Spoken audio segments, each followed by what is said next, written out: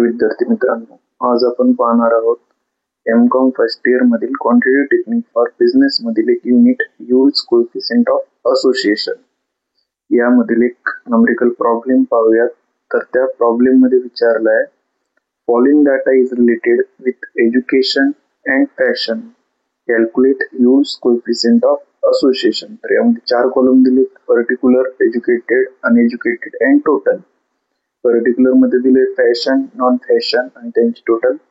तर एज्युकेशन मध्ये दिले बघा 140, 110 आणि त्याची टोटल 250. अनएज्युकेटेड मध्ये 200, 120, 130 त्याची टोटल 250 आणि फॅशनची टोटल दिली समोरच्या कॉलम मध्ये 260, नॉन फॅशनची टोटल दिली 240.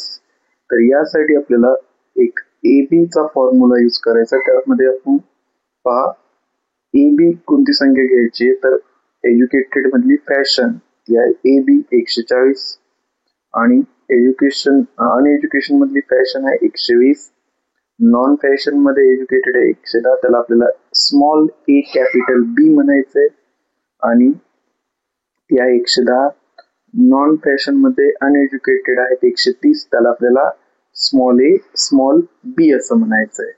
तर त्यानंतर पाहूया आपण AB चा फॉर्म्युला असा आहे capital AB into small AB minus small a capital B into small capital A small b divide by capital AB into small AB plus small a capital B into capital A small b.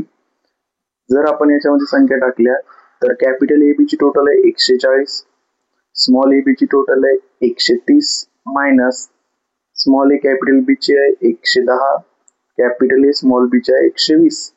Divide मध्ये वर आणि खाली मध्ये फरक फक्त minus आणि प्लसचा आहे. तर वरची साईडची टोटल आहे 140 गुणिले 130 ची 18,200 आणि 110 गुणिले 120 ची टोटल आहे 13,200 डिवाइड बाय तेच 18,200 प्लस 13,200 मायनस ची टोटल येईल 5,000 आणि प्लस येत आहे 31,400. तर 5,000 डिवाइड बाय 31,400 चा आन्सर येत आहे 0.15. तर आन्सर प्लस मध्ये येत आहे, त्यामुळे आपल्याला इथे याला सांगायचंय देयर इज पॉझिटिव्ह रिलेशन. जर आन्सर मायनस मध्ये येत असेल तर त्याला द्यायचं देयर इज निगेटिव्ह रिलेशन. तर अशा पद्धतीचा यील्ड्स कोएफिशिएंट ऑफ असोसिएशन मधील सिंपल प्रॉब्लेम आहेत. ठीक आहे मित्रांनो, अशाच पद्धतीचे व्हिडिओ आवडत असतील तर लाईक करा, शेअर करा, सबस्क्राईब करा, जेणेकरून तुमच्या मित्रांपर्यंत हे व्हिडिओ पोहोचतील. धन्यवाद.